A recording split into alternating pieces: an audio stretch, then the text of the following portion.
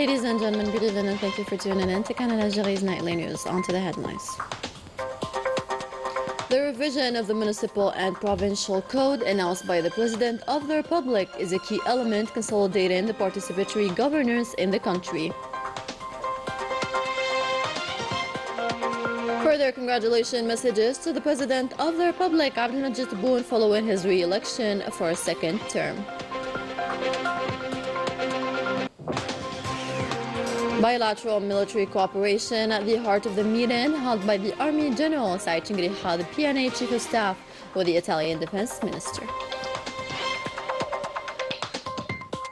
The Special Envoy of the UN Secretary General is in the Sahrawi refugee camps, and a new report on human rights further worsens the Moroccan record in this field.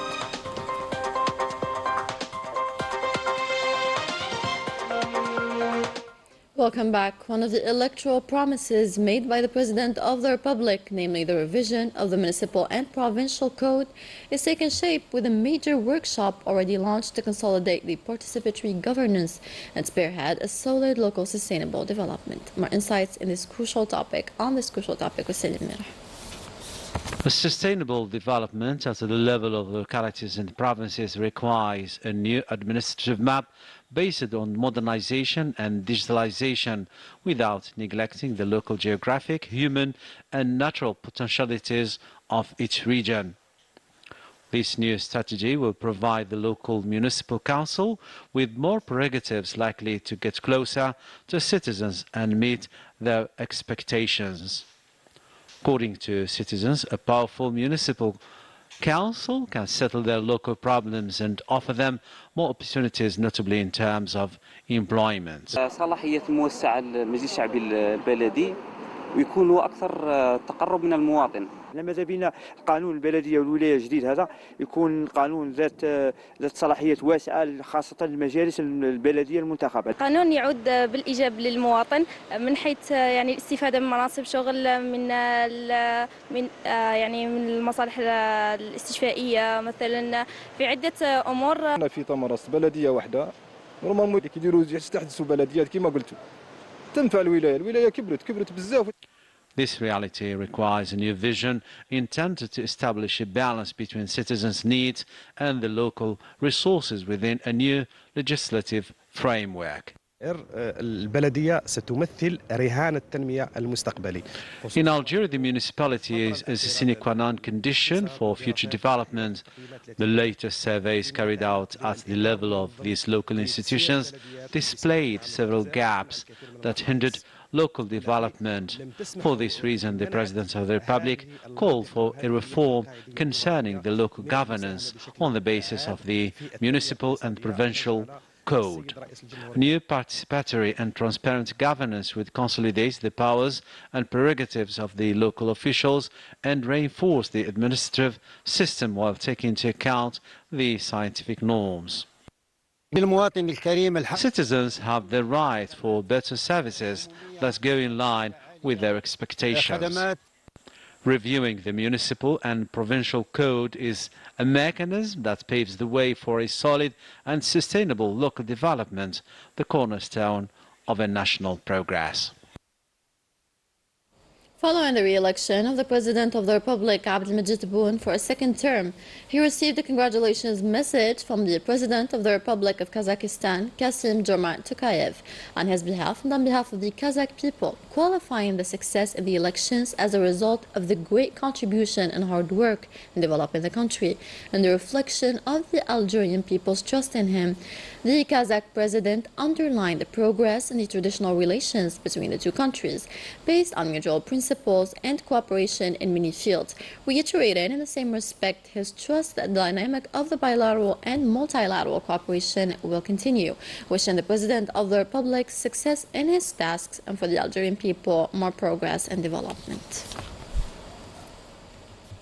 Another congratulations message on the occasion of the re-election of the President of the Republic, Abdelmajid Tebboune, that of the Prime Minister of the Republic of Pakistan, Mohammad Shehbaz Sharif, who expressed on the occasion wishes to continue working in close collaboration to consolidate the ties between Pakistan and Algeria in all fields of common interest, notably in the trade and investment sectors. On the third and last day of his official visit to Italy, upon the invitation of his Italian counterpart Admiral Giuseppe Dragoni, the Army General Chief of Staff of the PNA, Said Shingariha, was received today by the Italian Defense Minister Guido Crosetto in the presence of his Italian counterpart. Manan Maafa with more. During this meeting, both sides expressed their satisfaction with the excellent state of bilateral military cooperation between the two friendly nations, reflecting the mutual trust and understanding that characterizes Algerian-Italian relations. The discussions also covered the evolving geopolitical landscape in regions of shared interest. Army General Said Shingariha conveyed his deep gratitude to his host for the warm hospitality extended to him and conveyed greetings from the Algerian President Abdelmajid Tebboune. He also reiterated Algeria's commitment at the highest level to further strengthening bilateral military relations, particularly in defense industry cooperation. For his part, the Italian defense minister expressed his great satisfaction with hosting the Algerian military delegation and expressed confidence in the ability of both nations to build a solid and mutually benefited partnership, especially in areas of security and defense. At the end of the talks, the two sides exchanged symbolic gifts.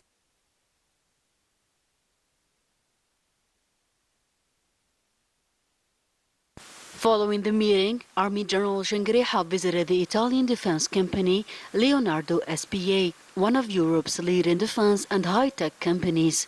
Leonardo provides a wide range of military solutions, particularly in aerospace and in terrestrial and naval defense systems. Army General Said Shingariha was briefed extensively on the company's advanced defense technologies and systems. Company officials expressed interest in strengthening their partnership with Algeria across various sectors of military industry. Later on, Army General Shingariha visited the headquarters of Fincantieri, a company specializing in naval military manufacturing. There, he attended a presentation highlighting the history of naval cooperation between Algeria and Italy and explored Fincantieri's capabilities in the production of warships and military naval equipment, as well as the latest technologies it offers. Both parties expressed a desire to further deepen bilateral cooperation. Fincantieri's CEO, Bono Mazzotta, underscored that Algeria is a reliable and strategic partner both regionally and internationally. The talks concluded with discussions on ways to encourage technology transfer and intensify the exchange of expertise between military engineers and technicians from both countries. In other news, the proceedings of the meeting of the interior ministers of G7, putting together the 7 major world industrial powers, kicked off today in Mirabella, Eclanon, Italy, with the participation of Algeria, represented by the interior minister Brahim Mered. A meeting of 2 days devoted to the examination of many issues related to security, illegal immigration, and the fight against cybercriminality. Italy is chairing the rotating presidency of G7. The special envoy of the UN Secretary General to Western Sahara, Staffan de Mistura, arrived at the camps of the Sahrawi refugees to visit some installations, headquarters, and institutions of the Sahrawi Republic and will meet with a number of Sahrawi officials. A visit which, according to the Polisario Front representative at the UN and coordinator with the MINURSO, Mohamed Sida Omar, comes in a difficult context where the Western Sahara peace process is at a standstill due to the Moroccans' violations of the ceasefire agreement signed in 1991. The collective of Sahrawi human rights defenders condemns the Makhzen regime in a new report detailing severe abuses in the occupied territories. It highlights arbitrary arrests, torture, and other inhumane practices by Moroccan authorities to suppress calls for self-determination. Manal Maafa tells us more.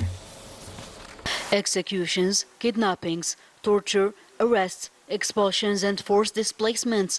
The list of crimes committed by the Makhzen against the Sahrawi people is long, just like their ongoing fight for self-determination under the UN Charter. Human rights violations have surged in the occupied Western Sahara. exposing the true nature of the Makhzen, once again condemned by the collective of Sahrawi human rights defenders. In a new report, the collective sounds the alarm on the worsening situation in the occupied territories, condemning crimes against humanity, targeting Sahrawi human rights and political activists in occupied Laayoune, brutally repressed for participating in peaceful protests. Former political prisoners such as Mahfouda Bambalekfir, Saliha Boutengiza, Khadija Douih, and many others were besieged, tortured, and subjected to physical and verbal abuse. They were left psychologically scarred, bearing permanent marks from the violence inflicted by known officers and undercover police notorious for their crimes against the Sahrawi civilians. The harrowing testimonies collected by Codesa reveal the tragic reality endured by the Sahrawi people, deprived of their basic rights, and lay bare the Moroccan occupiers' reliance on torture and repression to silence those demanding legitimate rights. Since its invasion of Western Sahara in 1975, Morocco has systemically used such practices to crush the Sahrawi people's right to self-determination. Determined to continue their struggle, Codesa called on the international community to urgently intervene, demanding an independent investigation to ensure these crimes do not go unpunished and for the release of all political prisoners held in Moroccan jails. The collective denounces the impunity granted to Morocco and urges the swift organization of self-determination referendum for the Sahrawi people in accordance with the international law and the UN resolutions. In Lebanon, the situation is worse with a dangerous escalation on the southern suburbs of Beirut, in addition to many areas in the east and south of the country. The death toll keeps rising, now exceeding 1,900 martyrs, with dozens killed today. The inhabitants of 25 of the southern towns are called upon to evacuate their homes and head north. The number of displaced people now reaches 1.2 million.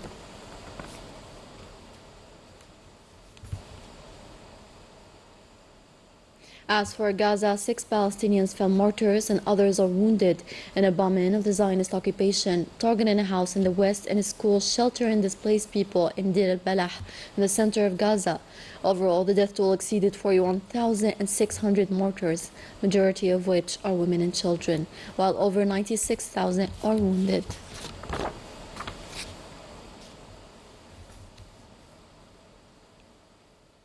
In other news, the coach of national football team Vladimir Petkovic unveiled the list of players met by the next training session ahead of the 2 games versus Togo on October 10th and 14th as part of the 2025 African Cup of Nations qualifiers. Petkovic indicated that the objective of the upcoming training is to maintain the progress made so far to ensure qualification and be ready for the next competitions.